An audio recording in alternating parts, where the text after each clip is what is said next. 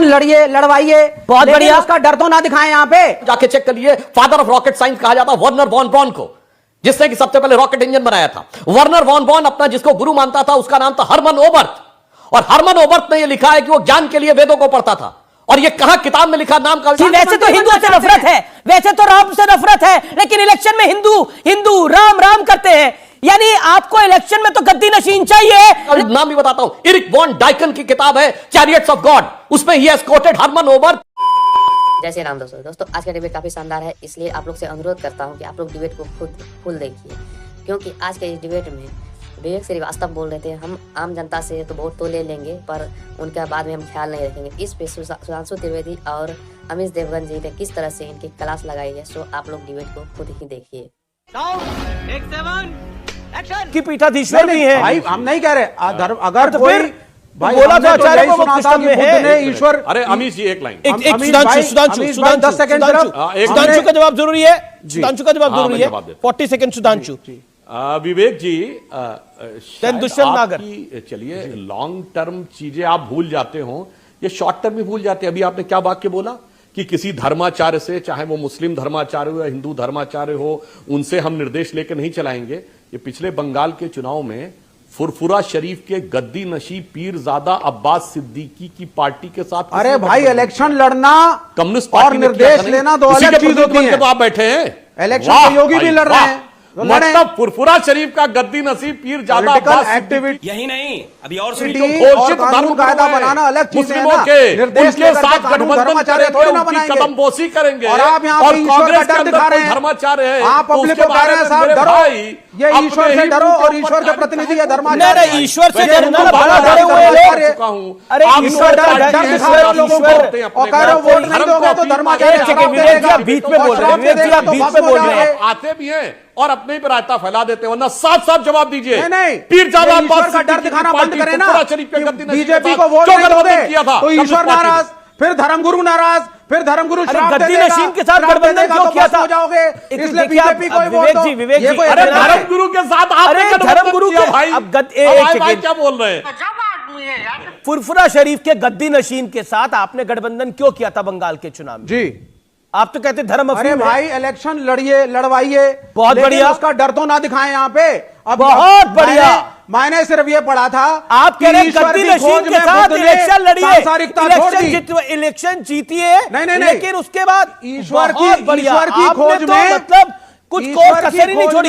Election शर्म है कुछ का फायदा ले लो, फिर इनको सबको तिलांजलि दे दो। यही कहा ना आपने, यही बात तो आचार्य आज कह रहे हैं, यही बात तो आचार्य प्रमोद कृष्ण कह रहे हैं कि वैसे तो हिंदुओं से नफरत है, वैसे तो राम से नफरत है, लेकिन इलेक्शन में हिंदू राम राम करते हैं। यानी आपको इलेक्शन में तो गद्दी नशीन चाहिए, लेकिन उसके बाद उस गद्दी नशीन की इज्जत नहीं करनी है। कोई नहीं चाहिए। अरे एक के तो होके रहिए, कम से कम एक तरफ तो रहिए आप लोग। इससे बड़ा क्या होगा जो आपने भी बोला? मिनिमम प्रोग्राम के गद्दी नशीन के साथ चुनाव लड़ना जायज है। मिनिमम प्रोग्राम के तहत लड़े थे। आपने बोला गद्दी नशीन के साथ चुनाव लड़ना जायज है। सुधांशु's responses Dushyant नागर's responses must on this. Okay, hold on. Sudhanshu Trivedi, गद्दी नशीन के साथ गठबंधन ठीक है, लेकिन बाद में तिलांजलि दे देंगे। चुनाव में मंदिर राम राम ठीक है, लेकिन बाद में नहीं पूछेंगे। एक सेकेंड ना, उनके हिसाब से जो हुआ वो हुआ, और ना उनका डर दिखाया किसी को। एक सेकेंड, अभी आपने देखिए कई बार बातों में सच्चाई निकल जाती है। सारे धर्मगुरु अलग हो। Okay viewers, a big thing had happened on our part. बहुत बड़ी बात हुई है। Sudhanshu Trivedi respond to this. तो रुको, क्लाइमैक्स अभी बाकी। आपने के मुंह से क्या निकल गया कि कॉमन मिनिमम प्रोग्राम इस्लामिक मौलाना के साथ हो सकता है? यही तो आपने बोला ना। और किसका हो सकता है? कोई भी पार्टी आएगी, कॉमन मिनिमम प्रोग्राम बनेगा, कहता हूं जाके जनता के सामने जाके इस्लाम के अनुसार अगर कोई कहे कि मैं भगवान को नहीं मानता तो वो शिर्क है, वो शिर्क है भाई। और आज तक दुनिया में पहली कम्युनिस्ट पार्टी होगी जिसने धर्मगुरु के साथ ये किया। जबकि मैं एक और ईमानदारी से बात बता दूं, मैं पुनः कह रहा हूं भाई, विवेक जी को इन डिबेटों में आने से परहेज करना चाहिए। ये बड़ी अच्छी बात कही है। फिर भी आप आ गए हैं तो आपकी पार्टियां तो वो हैं, कम्युनिस्ट पार्टियों ने तो दुनिया के तमाम देशों में मस्जिदों को तोप लगा के उड़ाया है, बाकायदा डिस्ट्रॉय कर दिया है। किसी ने और नहीं आप बोला उनके है। खिलाफ कुछ नहीं ये बोलते, misconception मगर है आप आपका। अपने लिए इस misconception पीरजादा में अब्बास मत आ सिद्दीकी की करिए आप। पार्टी से गठबंधन करते हैं। अच्छा पूछिए, ये सुनिए, अरे ये भाई, बताइए, इलेक्शन कमीशन आप लोग ने अगर किसी रोजा पार्टी अफ्तार को में allow जाते थे किया कि है, नहीं? तो वो अरे कॉन्स्टिट्यूशन सुनिए, रोजा अफ्तार में जाते थे कि नहीं? ठीक है, दुष्यंत नागर, अरे देखिए, बताइए, रोजा देखिए, अफ्तार में अब जाते थे कि नहीं? दिया विवेक जलने जी, में तो अब बहुत दिल में दर्द अब है। आपको काफी देर हो गई अपनी बात को रखते हुए। मैं विवेक जी, दुष्यंत नागर के पास अरे आता हूं। दिया जलने में तो इनके दिल में आता कहीं दीप जले कहीं दिल। सुनिए, दीप जलने में तो इनके दिल में आता कहीं दीप जले कहीं दिल, पर मंजिल है क्या?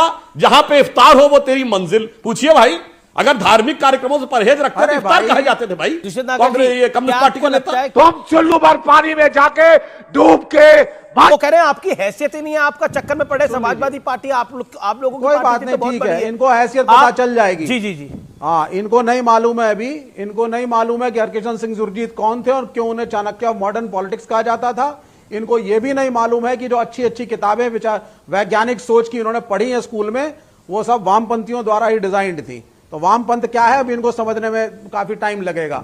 दूसरी बात मैं कहना चाहूंगा कि भाई, जो रवि जी ने बोला, ठीक है, अगर कोई हिंदू धर्म का व्यक्ति कोई भी प्रश्न उठाता है, तो क्या आपकी आस्था इतनी कमजोर है कि आपका पूरा फेथ स्ट्रक्चर हिल जाता है? आपके किसी धर्मगुरु ने आकर के बताया कि साहब जो आप कह रहे हैं गलत है या सही है, क्योंकि यह है तथ्य। आजकल आस्था बहुत हर्ट होती है साहब, फैशन हो गया जब से बीजेपी आई है। हमारे कोई पिक्चर नहीं पसंद, हमारी आस्था हर्ट हो गई, पिक्चर हॉल जला दो। सर, यहाँ तो हमें किताबें पिक्चर नहीं हॉल आती चलने थी। नहीं देंगे। इस सर, सीरियल में सर, आप रावण भूल ऐसा जाते दिखता हैं, है। आस्था मेरी के आधार आस्था पर हर्ट हो किताबें गई। नहीं आई। ये कितनी आस्था हर्ट होती है आपकी? सलमान रुश्दी की किताब क्यों नहीं आई थी इनकी कितनी हिंदुस्तान के आस्था हर्ट अंदर? होने लगी है किसकी आस्था थी भाई? नहीं, कितना किसकी आस्था हल्का है थी? इनका जो एक तरफ की आस्था आपको दिखाई नहीं देती, एक धर्म की आस्था आपको दिखाई नहीं देती, उसमें आंखें बंद कर लो।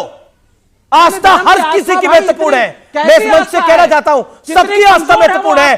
अगर कोई माता लक्ष्मी का अपमान करेगा तो मैं इसी लिहाजे में बोलूंगा। अगर कोई पैगंबर साहब के बारे में गलत बोलूंगा तो मैं इसी लिहाजे में बोलूंगा। कोई गुरु नानक देव के बारे में गलत बोलेगा तो मैं इसी लिहाजे में बोलूंगा। बिल्कुल कोई जीसस क्राइस्ट के बारे में गलत बोलेगा तो मैं इसी लिहाजे में बोलूंगा। लेकिन इस देश की 100 करोड़ आबादी माता लक्ष्मी की पूजा करती है, लेकिन उसी रात को अगर अपमान होगा तो यह देश सवाल पूछेगा। यह देश सवाल पूछना चाहिए देश को। अगर यह देश सवाल नहीं पूछता तो गलत करता है। फिर कमाल की बात कर रहे हैं आप। इतनी आपकी आस्था हो गई, इतनी आपकी आस्था हो गई, ये कहने का चर्चाओं के लिए नहीं, धर्म जो होता है सर, नहीं होगा लोगों के लिए धर्म अफीम अनुभूति के लिए होता है या हमारे, एक दूसरे के लेकिन ऊपर भारत के अंदर धर्म ही कर्म है के लिए। ओके, सुधांशु त्रिवेदी, आस्था इतनी कमजोर हो गई, स्वामी एक प्रसाद लाइन मौर्य बस पे करूं। देखिए, छिटक रही विवेक है। श्रीवास्तव जी को सोच समझ के बोलना हर चाहिए। चीज में एक आस्था- विवेक जी, हम विवेक सभी जी, धर्मों विवेक के जी, और जो विवेक जी, धर्म you made your को point. प्रतिनिधि You मानता got है। your turn. जी, अरे भाई सुनिए विवेक जी, आप बोल चुके हैं, अभी साइंटिफिक पे भी जवाब देता हूं मेरे भाई, शांति से सुन लीजिए। सभी धर्मों का सम्मान करते हैं और सभी धर्म जिस जिस व्यक्ति को या जिस जिस ईश्वर के प्रतिनिधि मानते हैं, महापुरुष या भगवान का दूत मानते हैं, कौन कैसे पैदा हुआ, कौन कैसे दुनिया छोड़ा, किसने क्या चमत्कार दिखाया, इससे चीजें भरी पड़ी हैं। और अगर आप साइंटिफिक की बात करते हैं विवेक जी, तो आपको पता है कि मदर टेरेसा को सेंटहुड मिला था। सेंटहुड की शर्तें आपने पढ़ी है क्या है?